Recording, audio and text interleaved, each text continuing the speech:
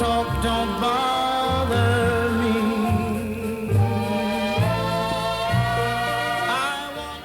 And welcome to Let Them Talk. I'm Paul DiRienzo. And I'm Miss Joan Marie Musi. And we're looking forward to a great show today. We have two distinguished guests. We have, say your name. Matt Aubrey and Nicole Sheahan. Nicole Sheahan and Matt Aubrey, who are going to join us today, and they're going to talk about this amazing event that you should all get behind, I think, everybody out there in Manhattan. It's going to be this weekend at Central Park, and it's to help disabled young people and children, and it's called YAI. Yeah, and we're going to get into it. We're going to let you guys tell us all about it, all right? Tell us all about it. Nicole, why don't you start and tell us exactly what's happening this weekend, because you're the real organizer. You're the person working. Among many others at YAI, it's Yeah. a real team effort. This year, this is our 23rd annual event, and on Saturday, May 31st, we'll be in Central Park near the bandshell. All the events take place. It's really a day of hope. It's a day for everyone. We celebrate everyone's abilities, and it includes a 3K walk, a 5K run, and a family fun day. Mm-hmm. And tell us a little bit about what are we benefiting? What is this event for? I mean, why all the excitement? Well, YAI is the National Institute for People with Disabilities Network, and for 50 years we've been providing hope to people with developmental and learning disabilities. This is infants, children's, adults, and seniors. And it's a really a very important cause, and part of the Central Park Challenge is to raise awareness about people with developmental and learning disabilities and what their rights are, and as well as to raise much-needed funds for YAI. And Matt Aubrey, go ahead. So YAI, this is actually a network of 7 different not-for-profits. We're now serving over 20,000 people in the New York metropolitan area. We serve some people a few days after they're born, and now we're now serving people well into their 90s. Mm-hmm. In a wide range. We're one of the most comprehensive service providers in New York, possibly in America, and maybe even worldwide. Tell us a little bit of the history of the organization. When did it begin? How long it's been doing this? How did it get started? We were founded in 1957 as Young Adult Institute, and we were that's who we were serving. We were serving a small group Here of in New York? individuals here in New York. These were individuals who had a level of disability that was not severe enough that they were placed in institutions, which was the norm of the time, but they were living at home with their families, and they didn't have anything to do on the weekends and the evenings. And they were, if they were properly diagnosed by today's standards, a lot of those individuals would be people on the autism spectrum disorders. They would have autism spectrum disorders. Okay. As we grew, and we were a small organization for a time, we really launched our kind of current iteration with the closing of Willowbrook and the state institutions, which happened in the mid-'70s. Right, and that was the famous story that sparked all the controversy at the time, and it was when Geraldo Rivera became known. I remember it well as a small child, because they showed those horrific images that they got by going in there with a camera crew and seeing that people were sort of being neglected. Well, think about the times. I mean, all the other civil rights issues that were going on at that time, and here on our own shores, this was going on in our backyard. And it was really what was found was that these individuals, it was not that these people were mistreated because anybody was evil or terrible or had any terrible agenda. It was that when you warehoused individuals, they lost their identities. They weren't seen as people. They weren't given a value. So out of that came a focus on creation of small community-based facilities. And that was where YI really grew. And we started creating group homes. These people had needed places to live. And so these were homes like anybody else's home in small communities, and they were put into place so these individuals could take benefit of the learning and the training and the security and the dignity that happens in all of our neighborhoods. And they were homes that looked like any other home in a neighborhood. They were staffed, and they currently still exist, and we have staff that work there in different shifts, 24 hours, to provide supervision. But the individuals that are there are living there with the charge that they're going to be caring for themselves, learning how to clean, cook, go to the store, use the resources in the community, have jobs, and really take their place in communities, in society, and things we take for granted. Service organization, you're also an advocacy group. We are. Primarily we're driven by services, but out of that you can't help but do this and not provide advocacy. The strongest voices of our advocates are actually the people that we serve and their family members, which is where really the movement started. Really, it's very interesting. We were listening to a speech by a civil rights activist of the 60s some time ago who was talking about the gains of the civil rights movement, and he said, look at the cuts in the sidewalks for wheelchairs that you have today. All of these things, we benefited many more people than you think benefited by the changes that happened in the 60s. It wasn't just one group or two groups of people. And this is the people that we serve. Primarily are people with developmental disabilities, learning disabilities, so or that's a little developmental different than what I'm delays. thinking of, maybe of Right. folks who are wheelchair bound or take advantage of certain things. So tell us a little bit more about what that means, developmental disability. Developmental disabilities are things that have affect an individual that are affecting them throughout their whole lives.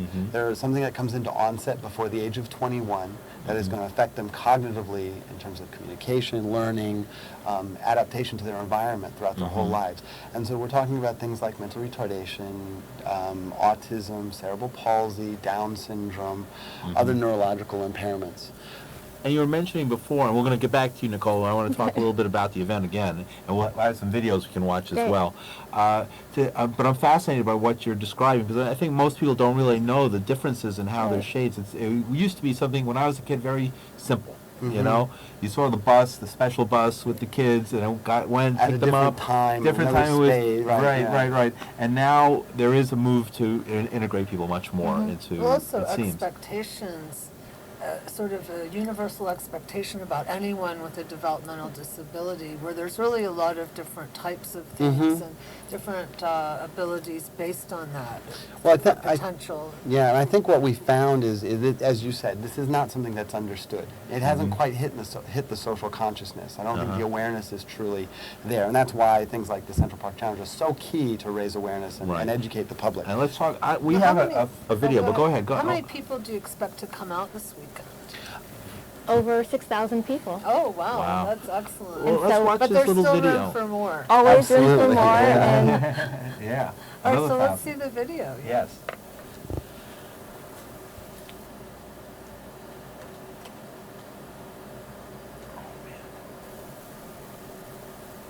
And this is for the YAI. I'm Dave Eigenberg, and this is my Central Park Challenge. Throw me the ball!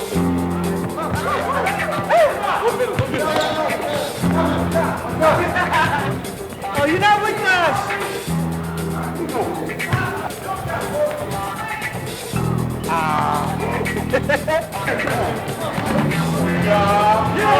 Support YAI! We create hope for people with disabilities.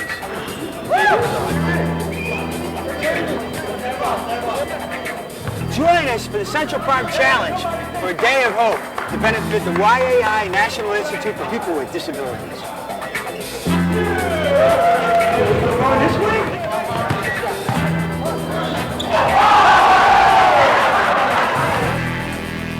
Did you guys think I played okay? Yeah! So join us at the Central Park Challenge.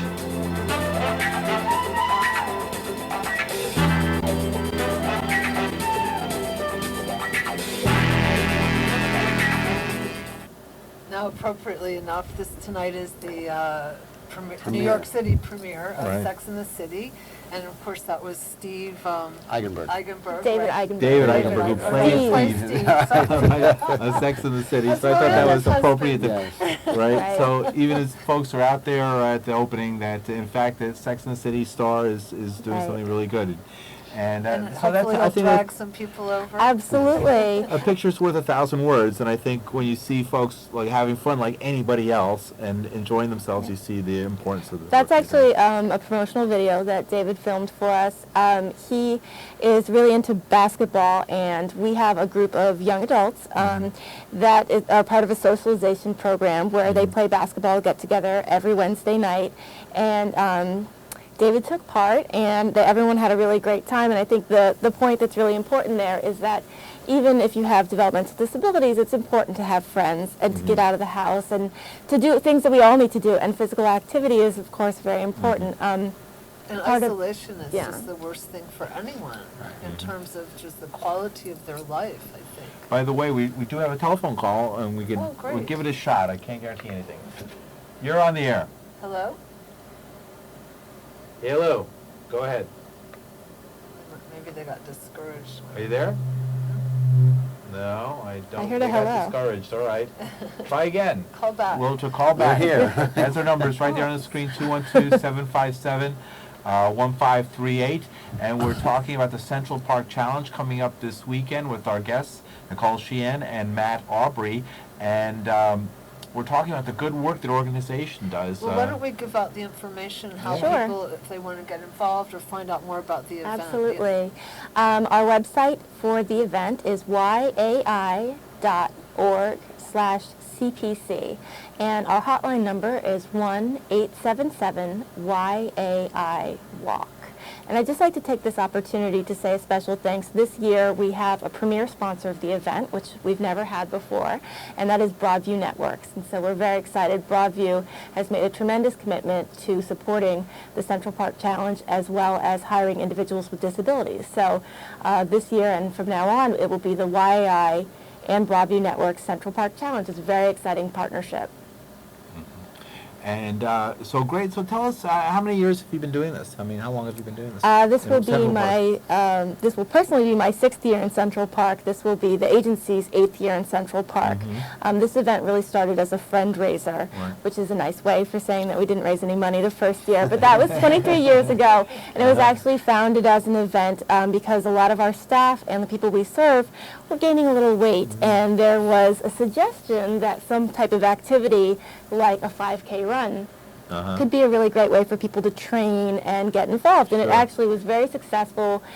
We still have many staff members and participants of our programs, our consumers, train all year and run in the 5K, but that's just part of the Do you have event now. marathon runners and trainers who help you out? We have people that really do work within their programs to train. A lot of people have also paired it with a weight loss goal, which is, of course, really great. Well, of course. And we also, the 3K walk is really our larger part of the Sounds day. better. Right. There's options for everyone, yeah. And we have people of varying abilities, people with ambulatory issues that are in wheelchairs. We really, we focus on not how long it takes to do the walk or the run, Like all but just marathons. participating, absolutely.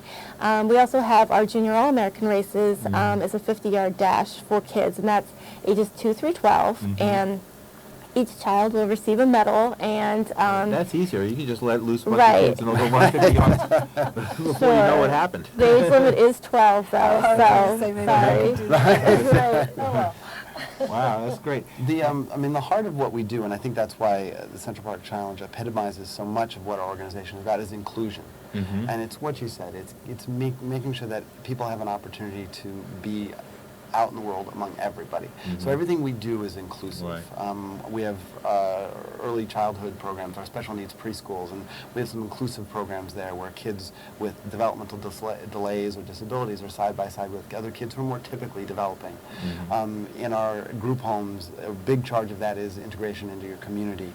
In our employment programs, it's working side by side. It's not charity. It's these are great workers who do the jobs, they do very, very well, take them very seriously. How do people get into these programs with these group homes? How is that usually arranged? How does it happen? Usually, through word of mouth, a lot of times people find out about us, but we have a service line. It's 1-866-2YAI-LINK. And this is a hotline that people can call, and it's manned 5 days a week, I think 12 hours a day. And this is a repository of information that people can find out about not only services within our agency, but within services throughout the whole field. And it's a way where families can get started to figure out how do they get these types of services. And I have to say something, that of the services we provide, 95% of these services are at no or very low cost to the families or the individuals. Say the number again so folks can know about this. It sounds very important, and there might be somebody out there. Sure, it's 1-866-2YAI-LINK. That's the number 2. The number 2, thank you. The number 2, right? So that's where you to can find ask out more about- information and see what programs might be available And for there's- you and your right. loved ones. There's also information on our main website, yai.org. right. Let's Well, I talk wanted some- to yeah, ask go a ahead. question about Yeah. language, Mhm. because I think that a lot of people don't know how to address a situation that they don't understand, if you know what I mean. And I think that social mores change. Right. That at one point in history, maybe it's okay to say this, and another point it's just considered the most offensive thing Right. possible. So how do you help people who are not disabled, who don't have anyone disabled in their family, understand how to relate to someone in a kind, non-offensive way? Like in terms of language, what do you suggest? Well, I think first and foremost it starts with exposure. Exposure leads to education. I mean, one of our biggest ways of changing people's attitudes is by making sure that people with developmental disabilities are out in communities or in neighborhoods or in grocery stores. They're, side by side with you on the bus, because people Can I learn interrupt through you that for a exposure. moment? Yes. We have a call, and I want to give that person an Okay. opportunity. Hopefully, you're on the air. Hello? Go ahead. We're waiting for you. I guess not, I'm sorry. Well, sorry for that interruption. Hello? All right. Hello? All right, continue. Okay, Sorry about we're that. talking about language and, Mhm. and addressing, interacting with people. And I think certain things to understand. I mean, some people with developmental delays or disabilities are not great with abstract thought. So sometimes things like, wait a minute, means that in 60 seconds that person's going to want a response back. But I think that there are very few things that are different in interacting with a person with a developmental disability than anything else. Sometimes you may need to talk a little bit slower, or may need to repeat yourself, because sometimes there's issues with reception or with issues of communication. You might need to listen a little bit, because sometimes somebody with, let's say, cerebral palsy might slur some of their words or not speak exactly as we've all been taught in school. But once you take the time, and I think that's first and foremost, you find that people with developmental disabilities are like anybody. They have the same dreams, the same fears, the same humor, the same personality quirks, and I've been working now in this field for 16 years, and I have to tell you that I've learned a huge education from the people we serve. They teach you about life. There's an individual who I've worked with I worked with when I first worked in the group home system, and this is a gentleman who was in the Willowbrook environment, got out, was able to find a place in one of our group homes, and through that create this incredibly fulfilling life, all the way up to the fact that he is now married to somebody that he had been dating for many, many years. And he teaches you about the resiliency of what life is. He teaches you about the importance of persistence and patience and speaking up for what you need. And those are very universal messages. And I have to tell you, I think he's an excellent teacher of those types of concepts, more so than I think I'd be able to convey to anybody. Well, I don't know if our person's joined us. Are you there? Guess not. I'm sorry for that. Hello? All right, let's continue on then. Might have a problem with the phone. Very interesting. Now, autism. You mentioned autism before, and I know there's been a lot of talk about increase in autism. And what have you seen that in the work that you're doing? And is this what they're saying? It's an increase that's more linked to better diagnosis, or is it some additive in our foods or whatever? Well, I think there's a lot of research looking at what ultimately the cause is. But I think one thing we can say is that we're better at understanding what it is. I think doctors are a lot more familiar with that, and so the diagnosis is happening earlier and more often. We've also expanded the diagnosis a bit, so you're increasing that. But I think on the flip side, we've also gotten better at coming up with ways for individuals who have autism spectrum disorders to get resources and the types of services that we provide and other providers like us. You call it spectrum disorders. Well, there was for a long time kind of what was thought of as classic autism. But in truth, there's now, based on our diagnostic understanding, a number of things across a spectrum that go from very severe to maybe a little bit more mild form of that go all through that. People who are considered autistic, someone who may have something called pervasive developmental disorder, some people who maybe have the Asperger's syndrome. And these are people who are very high functioning, very capable intellectually, but may have a lot of difficulty with social interaction. interactions. Right. And so there's a continuum that they look at and understand it, and the treatments are better tailored to each of those needs by understanding them in their relationship to each other. I see. And is that so? Autistic folks. I know I have a relative who works in a group home, I think, and works with autistic adults. So that's a common way of having folks live together And in all of our programs, and some of those people, as I said, 50 years ago that we've been serving, we have people with ASDs represented in our employment programs, in our residential services, in our day programs, in our early intervention services, in our socialize and recreation programs. And in certain instances, again, promoting the whole concept of inclusion, we look at making sure that they have a structured environment within each of those programs so that they're successful. There are other times where it's maybe more appropriate to create a specific program. We do have across our continuum of services certain specific programs that tailor to individuals with autism. I have so many questions along this line, so we could just talk about this for half an hour, because I have a million more questions about Down syndrome, and I know new developments, and folks are doing a lot better with Down syndrome and have much better prognosis than they had in the past. Longer lifespan. Well, one of the other issues that is a big focus of ours, besides the area of autism, is aging. Because of organizations like ours and the level of care and our better understanding of this, individuals who 20, 30 years ago were living into their 40s are now living into their 60s, just a few years off the normal lifespan. And that's a wonderful problem to have, but it becomes another issue because now we're dealing with a brand new field. These are people with developmental disabilities who are aging, and for people who came from a life in institutions and then went into very dignified, personalized services where they were treated like individuals, made to be a part of their own care, given access to outside community resources, to make friends, all those kind of things. When they, at the end of their lives, go back into nursing homes or rehab settings, invariably a lot of those institutions are not able to support their specific needs, and it's like they become marginalized again or return to an institutional setting. So one of the things we're doing is looking at how we can make sure that the people that we serve have a dignified life, a dignified home for the rest of their lives, a place where they can be treated in a specific manner, but that is going to make them successful. And that's kind of our future, really. That's interesting. So, Matt, Aubrey, thank you. Nicole, I was going to ask you, too, to tell us a little bit about the type of support you're getting for this weekend. Again, you can give us the information of where to be and where to go. But who's getting behind it, and do you feel that corporate society and the world at large is getting behind this and coming up with some bucks, Absolutely. The area of developmental disabilities is really becoming more of an issue. Autism has certainly brought us into the spotlight in many ways.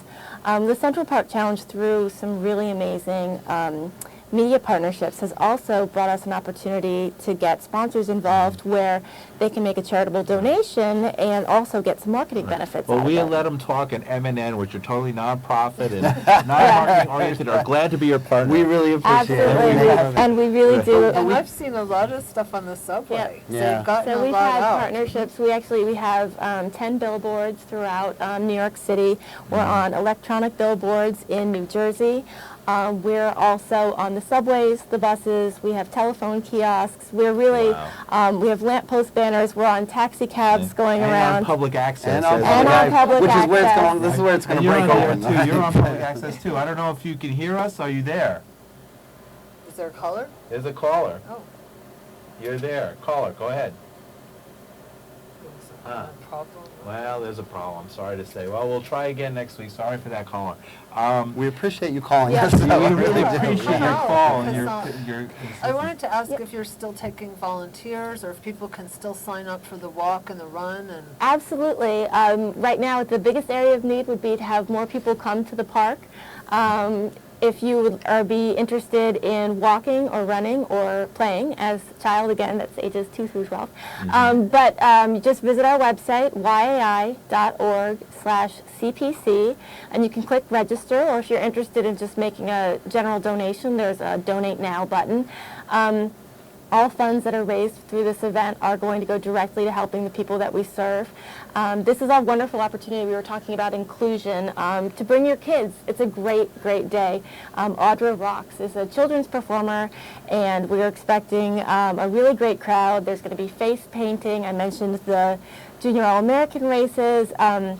Now, a what moon part bounce. of the park again is this? You can enter on 72nd Street on either the east or west side, and you Okay. walk in towards the band shell. We're going to have volunteers lining the entrances, guiding you to the right place to go, but whether you're interested in running or walking or your kids coming to play, it's a great opportunity not only to support, but also to, as we discussed, really becoming aware and having your family and your kids become aware about everyone's abilities. And the Day of Hope's for our entire culture, really, Yes. to include Right. people to Right. understand this. Right. And This is a day for everyone. People Right. sometimes call the hotline and say, is this just for people with disabilities? Absolutely not. This is Right. very important to us, so this is for everyone. People with disabilities will be walking, running side by side, just like anyone else, and that's what's so important. And it's a key point is that this is done through partnership.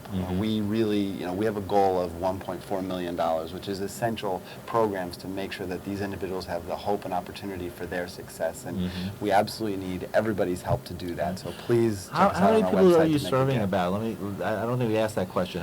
We're serving about 20,000 people in over 450 programs throughout the New York metropolitan area, all the way from out to the end of Long Island, up to the mid-Hudson Valley, into New Jersey, all the boroughs. 20,000. Yeah, even we have a presence down in Puerto Rico and the Virgin Islands where we're doing employment training. I'm down there. It's those individuals and their families, and ultimately the communities that they serve. And then I guess as we not only provide direct services, we also have a national and an international footprint in that we Yeah. take the work that we've done and we're able to disseminate that as best practices and curriculum Your and training experience, how you've tapes. done it, right. And we're able to, in most of the states right now are using in some either state or private capacity our training tapes to provide the best Right. ways to Professional serve development these type of individuals. work, yeah. We run a conference, an international conference that we just had in the beginning of May where we brought 3,000 individuals with developmental disabilities, their family members, and So professionals the world has together. changed. We're talking about a huge change from the days of Willowbrook, which, those old enough, as old as me, and you can remember. Okay, no Oh, reference. yeah, just me. And so... But it's wonderful. Yeah, it's wonderful that there's definitely such a great sea progress. change happening and some progress. Now, one happening. thing on your website that I just loved was the video about the first paycheck. Yeah, that's really So if you go to the website, check that out for Right, sure. right, all right. right. Why don't you give the website again and tell about the event, because we're coming to Oh, the sure. end of the show. The website for the event is yai.org/CPC. And if you click on news, you'll actually see the video that we showed earlier with David Eigenberg, and you'll also see the paycheck video that you're talking about, which is where one of our consumers gets his first paycheck at Best Buy. It's definitely a tearjerker. It's a great one, it's great. And the event is YAI and Broadview Network's Central Park Challenge, taking place this Saturday, May 31st, rain or shine, but trust me, I've got a good line in that it's going to be shine. Thank you, Nicole Sheahan. Thank you, Nicole Sheahan. Thank you, Matt Aubrey. All right.